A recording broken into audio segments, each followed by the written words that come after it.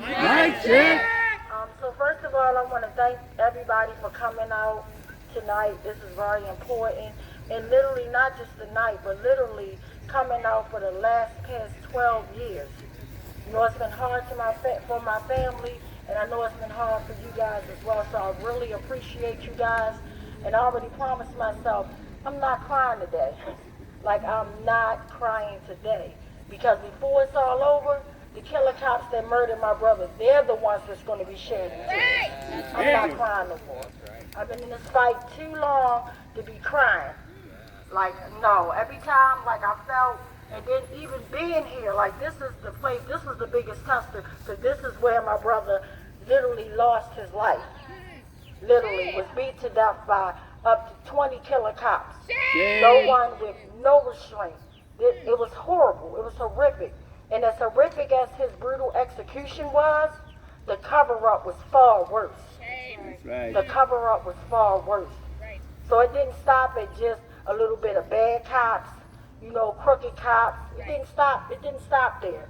It went as far as the medical examiner's office, David Fowler, literally hiding my brother's body for 5 days, wouldn't even let us go and get his body. Like, we paid the funeral home for a service to go pick up my brother's body. Then now I had the funeral service calling me like, Miss Jones, this is weird. We never saw something like this in our life, but they're not releasing, the medical examiner is not releasing your brother's body. And I'm like, what? Like, what excuse did they give?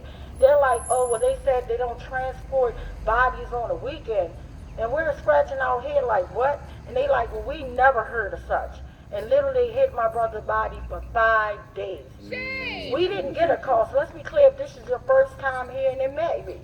I want to tell you, I just want to take you real quick to the day that changed my life forever. Changed my whole entire family's life, not just my life, but my beautiful daughter. My beautiful daughter. And she kept moving, and my children gives me the strength to keep on fighting hard as hell. And not only my children, but all the victims of police brutality and murder, they give me the energy. And like now, police are right up here watching us. They need to watch themselves. They need to watch themselves. And I wouldn't be surprised if it wasn't one of the killers. So I'm glad they're up there seeing me so they can see that I'm not playing with them. And I can't wait till they reinvestigate my brother's case, because thank God that's getting ready to happen real soon as we're speaking. And it might be even happening now. That's why they're shaking in their boots. So that's why I'm not going to cry. They crying right now. They crying right now because they thought they was going to get away with bloody murder. They thought we was going to literally just be out here, you know, as they see families come, hang up balloons, have T-shirts on and buttons. And I always said, we're more than hashtags and body bags. We're more than being 6 feet in the dirt and pictures on buttons on T-shirts. Our lives matter. It may not matter to the ones that are executing us, but it matters to the families that you leave behind suffering. Suffering, literally. But the fact that police brutality didn't start or stop at my brother is very disheartening. And that's why I'm out here. But literally, just in case, like I said, you didn't know about my brother, this is the first time. Literally, my brother was giving a young lady a ride up in this community where her mother lives at. And he barely knew this young lady, but me and him, he had picked me up from my job, and I had just purchased a Mercedes-Benz less than a month. So I thought it was going to be a safe haven. I never knew something that I thought would keep him safe would ultimately get him targeted and pulled over, literally by Killer Ruiz. It was the first killer cop at my car in Chapman. And Killer Ruiz, let's keep in mind, I don't know if you know about the Gun Trace Task Force, but Killer Ruiz was a part of the Gun Trace Task Force. Literally, you know, corruption at its fullest. And literally, you know, so long story short, my brother dropped me off and literally took my car, and he was supposed to have been picking my baby up. At the time, she was only 16 years old, working at McDonald's, her first job and everything. Me not knowing what's going on, but I knew something wasn't right, because when I say I got so much of pain in my body, like I felt so much of pressure on my neck, I started screaming. And at the time, the guy that I was dating, I was like, oh my God, something's going on. Something's not right with my brother. And literally, you know, I started dialing my brother, like, because all he was doing was driving this lady to her mother's house because when he picked me up from work, she interrupted our meal. We were going to literally buy dinner to go back to my house and eat. And that was disrupted forever. And literally, like, everything was going on. The Trayvon Martin verdict had just came in that Saturday. Because I never forget, because I'm like, why would a verdict come in on a Saturday? But when you learn, when I'm getting birthed into a corrupt system, this is what happened. They put the stuff on the television when they think people are not watching, because they found George Zimmerman not guilty. So literally, this was on the heart to me and my brother. Literally, crystal clear. Let's be crystal clear. That was on the heart to me and my brother. So long story short, he drops this lady off or whatever. She says, sis, can I borrow your car? I said, as long as you pick up your beautiful niece, we're good. He was like, sure. He said, he was just joking, like, I get to flex the Benz, I'm definitely going to pick up my niece. So he was happy about it, you know. And literally within a half an hour after my brother left me, literally the life was being beaten out of him right here.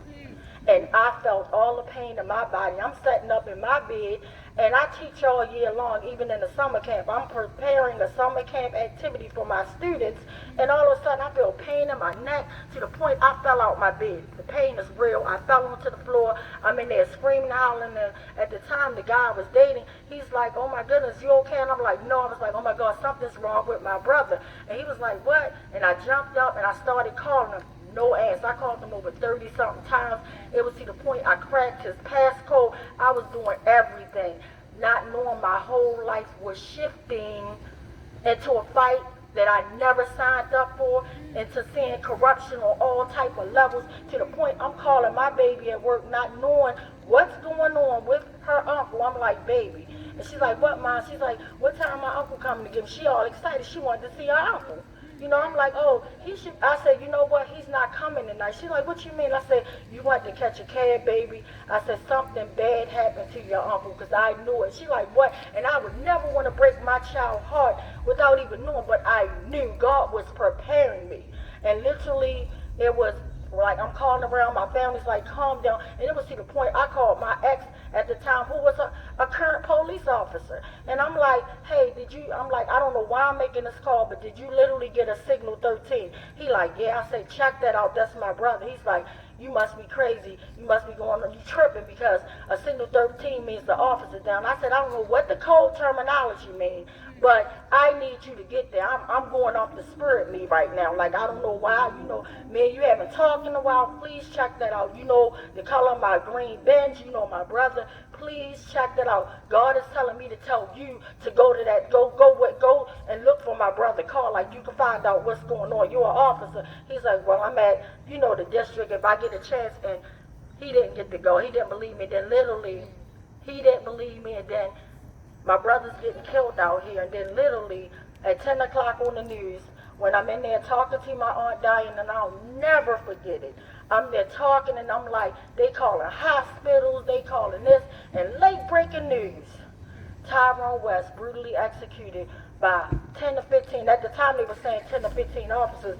We literally, and we still don't have, and that's sad, a decade later, we still don't have accurate numbers because the cover-up is so real. Even with the Public Information Act, all of that. So it's disgusting. And they had video footage, and I remember crying witnesses sobbing on the scene, saying, oh my God, beautiful witnesses out here. Thank God for Kitmore and Cowsway, because everybody, if you think about what happened to Detective Suter, where they held everybody under siege and they couldn't go in and out their own community, they did it right here first. They did it right here first. They had people taking them down like they killed my brother. Taking them down, and then they discredit over 32 people that didn't know my brother. But let's be clear, before my brother, 24 hours, there was Darrell Hurst, a block and a half down. Same killer cops, Ruiz and Chapman. Almost killed him. Thank God he went on Facebook Live, and like, they try to say they were pulling him over for a seatbelt. They use these standards to try to pull you over to pretty much do what they want to do. They stereotype you while driving while black in a murder cop. That's what they do. This is a corrupt system on the highest level.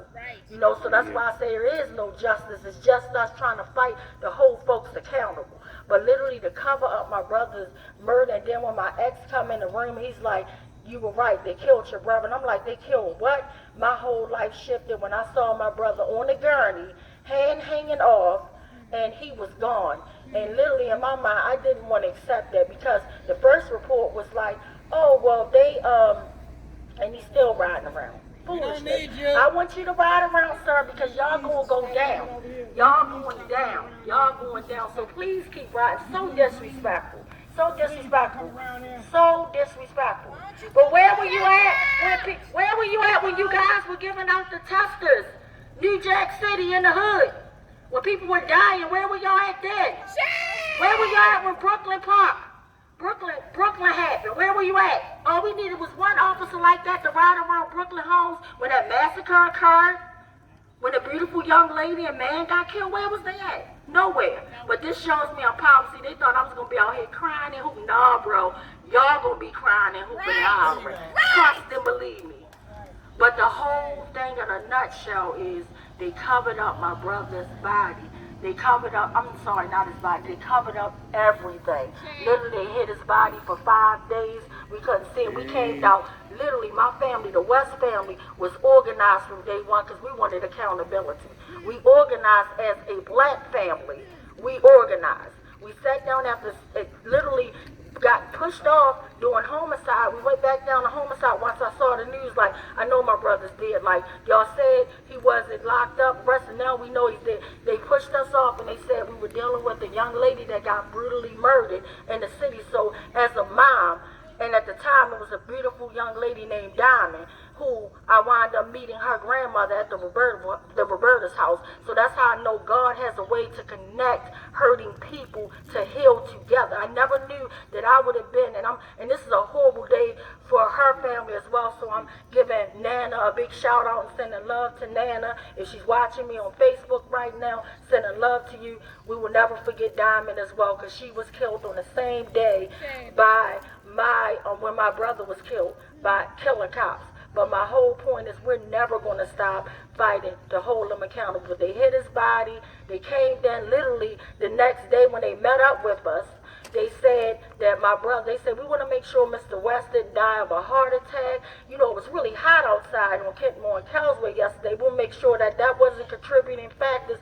Everything they said is what they depicted in his partial false autopsy report. Seven flimsy pages. 154 days later. Like, everything was done on the 19th. They lied so much that they lied and told me, Detective Delgado told me, Miss Jones, you're never going to see your vehicle again. Your car's on the drug hold. We found drugs on your brother. We found drugs in your vehicle. They're going to tear your car apart. This is what he's telling me when he pulled me away from my family that was crying when they was interviewing my family, literally finding out who was the weakest link. None of us. They were trying to find out who was the weakest link in the West family. None of us. Right. What's your name? Where you work at? What's the relation? None of us. Nobody in here is the weakest link. None of us. And then when we ask violent questions, they send a house Negro, Lieutenant Colonel Russell, to break into a prayer. No, bro, I go to church every Sunday. I don't need no sermon right now. I need answers, sir. Right. What's up with the answers? Right. Why y'all interviewing us? But that's what they do. It's just a different victim. The same game, different names, and they do the same thing over and over. It's almost as if they're reading off of a script. Right. And it's disgusting. So with that being said, I can go on all night, but I'm just so glad that I said, you know what, them tears, they gonna cry them tears. I'm not crying today. Right. I'm waiting for them to shed them tears, because every time they see me in the spotlight, because they know they can't buy me off, they know they can't even kill me off. They can put all type of jammers all around my house. I can't talk on my phone, all type of foolishness. But guess what? They ain't gonna stop me from running my big mouth. Good. That's right. They ain't gonna stop me. For $1 million that you tried to sell me out for, they ain't gonna stop me, bro. Nothing's gonna stop me from getting accountability for my big brother Tyrone West. Good. And while I'm right there, I'm gonna get up all the victims of police brutality. Because I always uplift Anthony Anderson, who was slaughtered, beat to death in front of his mother. Shame. On his grandbaby's birthdays, tossed on his head like a basketball. Shame. And literally, his grandmother passed away. And then it's so sad because our beautiful Queen Nicole will be out here singing right now, but I know she's smiling down, and that's making me even happier. That's making me, because she just passed away this year suddenly. And her last message was, and I'll never forget it, if you can't come together God said, if you can't come together when people are laughing, he'll pull you together when people are crying. It was something along those lines. It was so deep and profound. So that's why we need to pull together. They ain't never get no more tears out of me. They the ones going to be crying. And as much as I went through hell and back, you would have thought it was over, but it wasn't. Because my cousin Tyrone Anderson, who would have been out here on the front line, was slaughtered. And guess what was interesting about it? He was slaughtered on the night that the ACLU gave a damn report on killing Ruiz on January the 20th, 2021. I was on the news literally at 11:30 and it crossed over to midnight. Around 12:19, my cousin Tyrone Anderson was executed by a white serial killer. A white serial killer, let's be clear, that done killed 4 people in Baltimore City. And they had my family be quiet about Everett Swartz, a serial white killer that just received 29 years. This West Wednesday, I was right in court, looking at, 39 years. Let me stand to be corrected. Thank you, Queen. 39 years, which that ain't long enough. No, it's not. And then the crazy part, we're in the court, we're empathizing. We're like seeing when people are getting sentenced, like we saw a young man get life plus 45 years, and we was in there crying, because literally, even though he killed someone, and that's horrible and horrific, but his mom was in there crying, and then the other side, the other mom of the victim, she was in there crying, and it broke my heart when she looked at the young man and said, I forgive you. That did something to my soul. She said, but you took my only son, but I forgive you. I forgive you. That's what she said. And that touched my soul to see 2 mothers. See, and the thing is, and that's why I wish that our youth and anybody that wants to go kill each other, you got to realize when you murder somebody, it's not just the person you're killing their family, and then you're killing your own family. Because you got families that love they got families that love the victim and families that love the predator. I'm fully aware of that. But when this predator came down, I couldn't wait, because he came down there smiling, because it was crazy, because he didn't get convicted of my brother, of my cousin's homicide, but he got convicted for the gun and the car being at the scene and all that. But they know that he's a serial repeat violent offender. They know he killed my cousin. And then at first, and it's funny how videos disappear, because at first it was a video of him standing in the street shooting my cousin. That's what the detective said. But then all of a sudden, when court time comes, the only video they got is, cameras from the street cameras showing stuff. Disgusting. And I pray to God that whoever may be still in this community or attached to whoever knows, but it's a video going that was pretty much captured the whole entire brutal beating of my brother. But I was told that literally a month later, police came to his house and immediately the person moved away. It was a young man around here that had that whole video. So if y'all know that young man and he still got that video, please let him reach out to Tawanda Jones. He can reach out to me on Facebook. However, reach out to me, because we need that video. But it's sad that you have to see, and this is the world we live in. No matter how much the witnesses said, they beat Mr. West from one side of the street to another. An unarmed man that literally pulled over, had his hands out by an unmarked car, so he didn't even know why he was getting killed. He didn't know why he was getting stopped or anything. He didn't know he was going to be murdered. So he pulled over my vehicle once he realized, and the reason they said that they killed him or stopped him was because he was driving too slow towards the stop sign. Shame! Are you freaking kidding me? A stop sign in the community where kids are? Like what? And he looked as suspicious because he passed the young lady a box inside of the car, a phone box, which was dinner. He bought her dinner, because we were, like I said, we got a call. We were at the restaurant ordering our dinner, and she asked him to bring her some wings. So at that time, he must have was handing her wings, and there go Killer Ruiz and Killer Chapman. And when they pulled them out by his drill, like they said, this is what we do to you N-words. That's what Ruiz said, and Chapman. And the crazy part, and it reminds me so much of Darnell Rochester, and I'm praying that his mother get accountability too. But the fact that they let my brother die and suffer right here on Kentmore and Kelsway for over half an hour, when Good Sam ain't even 2 minutes away from here. Put Good Sam in your GPS. It's literally not even less than 2 miles from here. They could have, and when they said, the witnesses said when they pulled off real slow. There was no glaring lights flashing as if in an emergency. Because why? They knew my brother was executed and dead on the scene, and they didn't want to disrupt the neighbors anymore, so they wanted to get on false hope. Just like Bilal Abdullah, who was just executed, shot 38 times. We literally had, and I was correct, because when I was on camera, because there was so much going on, somebody was ringing my phone, this block, and I'm determined I'm not going to cry. But I had first said, when I was talking to the guy interviewing me for the news, I said that it was 8 people killed, and no, it was 3 people killed in 8 days. That is disgusting. That is disgusting. So real quick before I pass the mic and let my baby talk, because I know she probably got something she want to say. And whoever else that want to speak, because I promise I'm gone after this.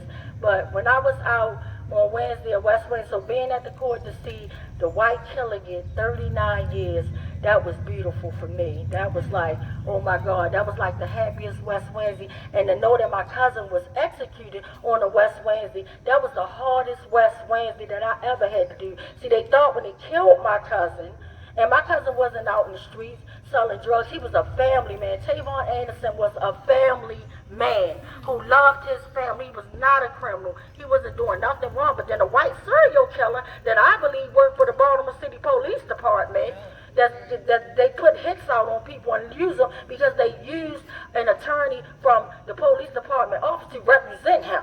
Because I'll never forget when my sister was like, well, why is this why is this lawyer coming from out of the Baltimore City, like the Baltimore City Police Department? I'm like, what? It didn't make sense, but now it makes sense.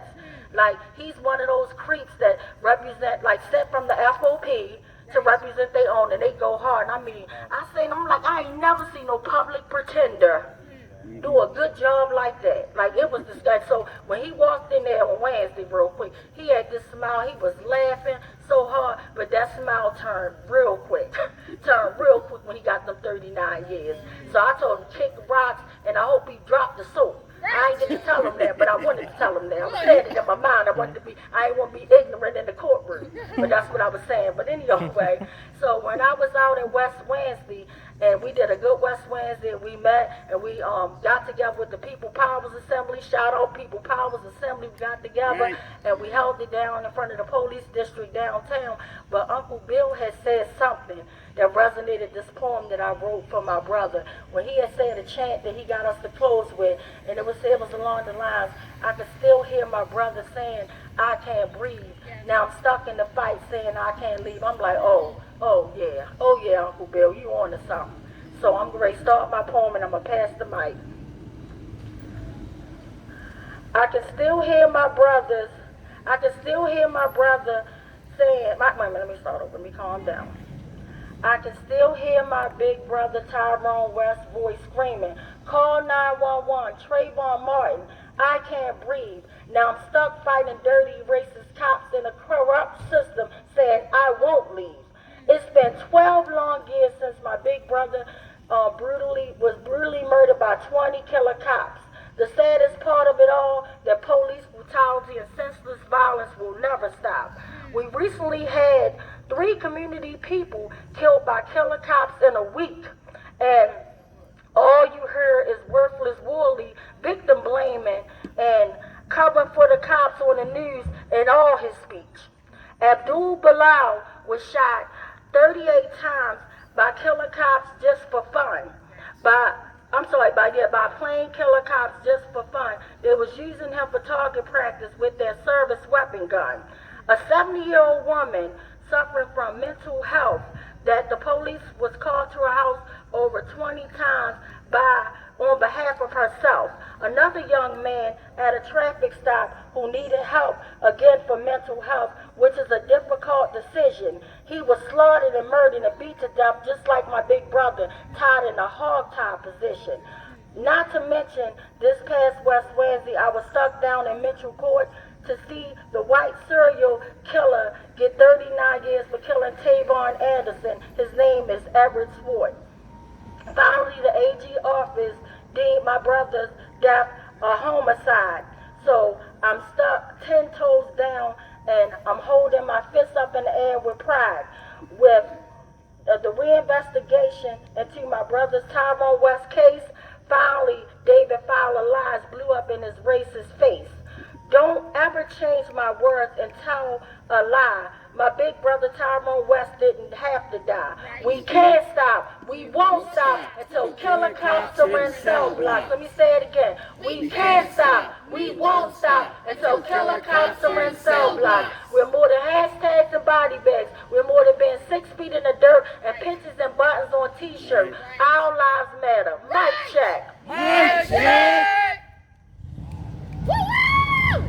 I'm going to be short because I'm trying to be strong. But I just want to say that my uncle was a big part of my mom's life. And he was a father figure that I never had. And today has been really tough because it's 2025. My uncle died in 2013.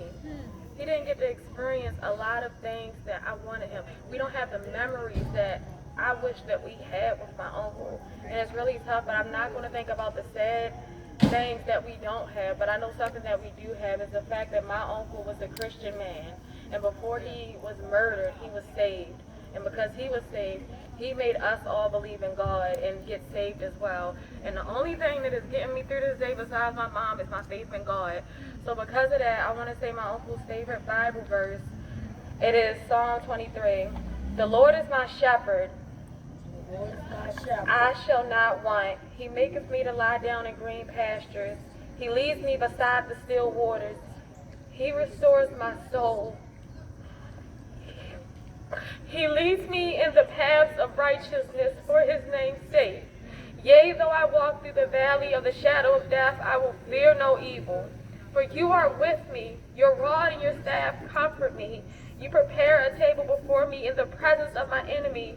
You anoint my head with oil, my cup runneth over. Surely goodness and mercy will follow me all of my days, and I will dwell in the house of the Lord forever.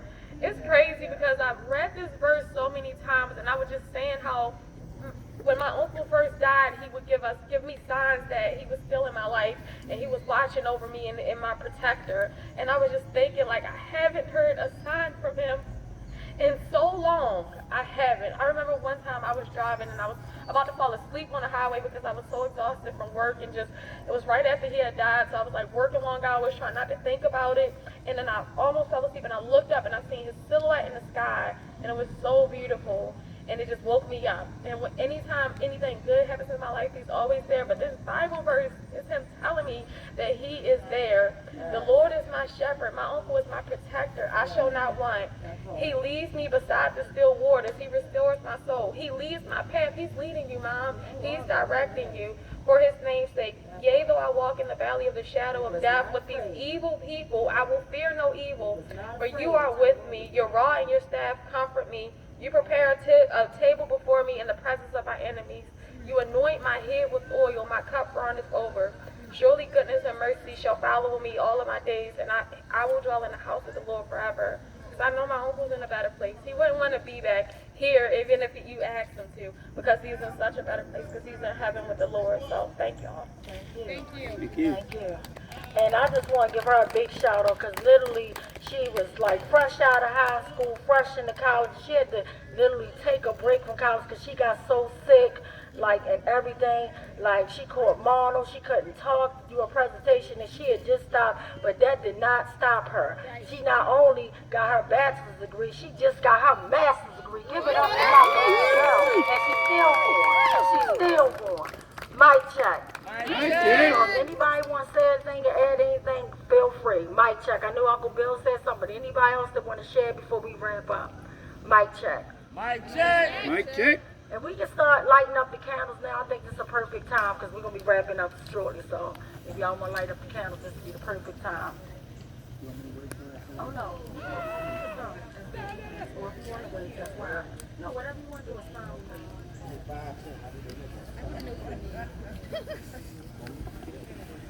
So a couple of days ago at West Wednesday, I spoke politically, and today I just want to say a few words about Tyrone.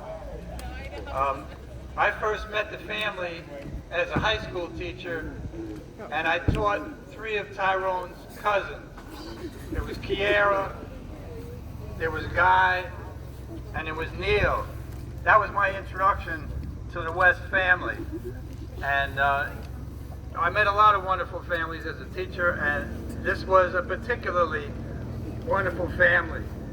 Now, as you may know, when a family is impacted by the tragedy of a police killing of a member of the family, at first there's tremendous anger, tremendous sorrow, and families are on the streets in many cases protesting and demanding accountability. But usually it doesn't last that long because a certain amount of hopelessness sets in, because people know that in 98 or 99% of the cases no charges are brought against the police. Shame. So they kind of give up. So Tawanda's family has really inspired me, Kiera, Tawanda, and all the others. Now there's some families like this one that keep the struggle going a long time, or some that start a scholarship fund to send students to HBCUs, and some that create a new organization to draw together the families to support one another. But as the West family has done for 12 years, to consistently wage this struggle is unusual, it's inspiring, and it's really important. Indeed. Now about Tyrone, sometimes, we have these get-togethers to commemorate his life, and we kind of put him on a pedestal, and we kind of overlook he was human.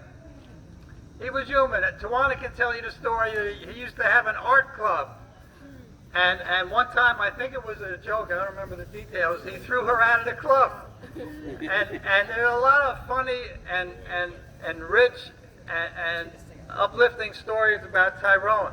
Here's one more. And I'm not sure I got it right, but I'm going to try.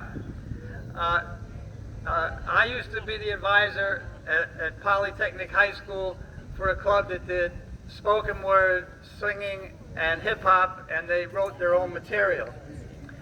So Neil, Tyrone's cousin Neil, was one of the people in the club, together with a guy named Mike Diamond. And their hip-hop name was Twice as Nice. And if I'm remembering correctly, it's Aunt Diane who was their manager. No, it was Michael's mother. Oh, okay, Michael's brother, sorry. So they were so good, they took a trip to New York to be part of the Apollo Amateur Hour. And they performed there. They were the first group that did not get booed off the stage because it was the very early days of hip-hop when it hadn't yet won like a place in the musical world, which it did not long afterward. And so Tyrone was on that trip. And I might not have his part quite right, but he had his eye on some woman that either she was performing. It was Kiki Shepherd on Apollo. So let's not forget that Tyrone was a real person, like all of us. He had very wonderful moments, some humorous moments, and this is the person whose accountability we're fighting for. It's not an abstraction, it's not somebody on a pedestal. Right. Now, when I was teaching, I taught quite a few years in the city schools. I really loved it. He was killed the year before I retired, and I couldn't jump into the struggle because teaching requires like 60 hours a week, and it just wasn't quite doable. But then when I retired, 1 year after the killing, the struggle to win accountability for Tyrone took over in my life. The love I had for teaching, now it's the love for this family and their work. So I just wanted to say those things. Thank you. Thank you. All right. I remember him showing up when he showed up at the first West Wednesday, and I had it on Facebook Live, and everybody's like, because Mr. Blight's done toured everybody in Baltimore City. They're like, that was my old teacher. He's still going hard out here in these streets. I was loving it. I was loving it, so thank you. But again, do anybody else want to say anything? And then I also want to just send love to my whole entire family. It's sad that my grandmother passed away. You know, not seeing accountability. My Uncle Clifton that would have been out here, not seeing accountability. It's just sad, you know. Yeah. But I'm out here holding it down for them. And I want to give a shout out to my brother kids. You know, I love them. I've been fighting for them. you know, and for their father. And it said that my brother only got to meet one of his beautiful grandchildren, and that was his first grandson. But his first grandson's like 17 years old now. And it's just sad, like he didn't get to be a part and really do what he wanted to do for his grandkids and his children. So, and then his youngest son suffers from mental health issues associated for it.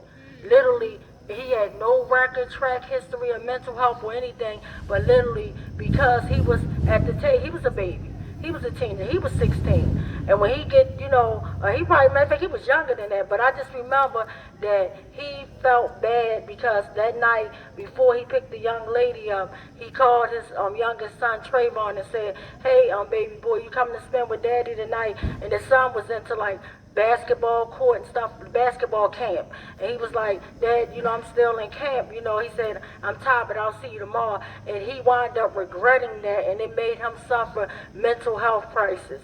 And it's just sad, and the way the system does you dirty, it's horrible. They don't give you a cure for mental health crisis. And I feel like we have to take care of ourselves, and if you see anybody suffering from it, think about it, these two of the murders that happened literally was associated to mental health crisis, like mental health situations. And if you think about it, we all suffer a little bit from mental health. You know, especially since the pandemic and just so much weird stuff is happening in the world. Please take care of yourself, because you can't take care of nobody else if you don't take care of yourself. Don't be ashamed to see a counselor, because at first when my brother died, I didn't even want to go to the murder house, because it was a stereotype in the black community that if you go see a psychiatrist, you're crazy or nuts, you're going to be frowned upon. So I had that in my mind embedded. I'm like, I'm good. I mean, I don't, but that was the best thing that happened for me, because now they taught me how to relive my life. When my counselor told me your old life ended on July the 18th, 2013, I thought she was lying. She's like, now this is your new life. Things will never be the same, but you could build and you could live and you could breathe after this. And she wasn't lying, and she taught me what was my triggers, what to avoid, things like that. So please, I urge any and everybody, please seek counseling. Please don't suffer in silence, because that's the worst thing you could do. And then if you're suffering in silence and then you're having a mental health breakdown, because just like a car, if a car keeps running without oil, what's going to happen? That car's going to break down. Same as a computer. We are human beings. You can easily have a mental health breakdown. And we don't need to have a mental health breakdown when we have these killer cops acting like judge, jury, and executioner with worthless Worley justifying it. Mic check. Anybody else want to say anything before we blow this candle out and wrap it up? Mic check. Alright, so as you can see, and my daughter had me cracking up, she like, Mom, my uncle was 65, he would have been 65. I'm like, kid, he gonna reach down here and hand you up, girl, I ain't that old. He probably, so I'm gonna say it for you in your uncle voice, man. Come on, kid, what kind of games you playing? Old man games you playing. That's what he would have said to her. That's his response. But he would have been 56, but in my eyes, he'll always be forever 44, because he was only 44 when he was executed. And even at the tender age of 44, he thought he was an old man. And I'm like, I'm just an old gentleman trying to live my life. I'm like, bro, you're not old. But anyway, so I'm going to release these balloons. And normally, when we first started this years and years ago, before me not knowing that when you let out like a lot of balloons, you pollute the air when they come down and all that stuff. And I used to let out as many, like every age I would have that many balloons. So now just thinking about keeping our earth safe and straight and all that good stuff, and the animals and the fish and all that deep stuff that I had to learn, like, okay, it makes sense. We're just going to let off this 56, 5 and a 6 for 56. He would have been 56 years old. And I'm just sending love up, because I know him and my cousin Tavon Anderson and my grandmother, my uncle, my mother. They all up there looking down, smiling, happy, saying, she's still going. She's still going. I know my grandmother said, she running her mouth. You don't get tired of running your mouth? That's what she used to always say to me. So we're going to let this up on the count of 3. And when we let it up, we're going to say accountability for Tyrone West, because we know it's coming, and all the victims of police brutality and murder. So on the count of, well, I'm going to wait till they got, you got it free? Okay, so let me know when you got it free. And we're going to let it go, and then we're going to blow these candles out. And when we blow the light out, We're not blowing out the fight. Just remember, keep the light inside your heart. Keep on fighting. We gotta keep fighting. We gotta pull together. All right, 1, 2, 3. Justice for Tyrone West. Justice for all victims of police brutality and murder. We love you, Ty. We love you, Tavon and Anthony Anderson, all of us. So if you know anybody you want to send out a shout out to, say their names, guys. Freddie Gray, Breonna Taylor, Timothy Fleming, Anthony Anderson. I'm even throwing Nicole Cutterford up there. We love you, Queen. So, as we Corinne Gaines, and the latest 3 victims that we know about in our city.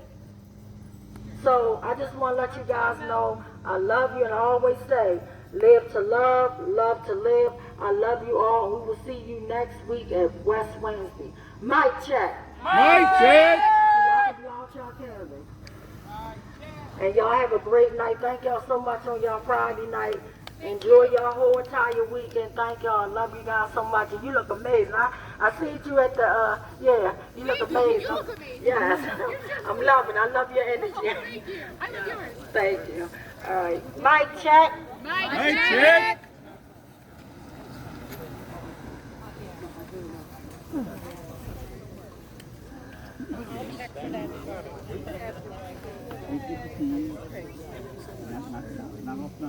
Thank you.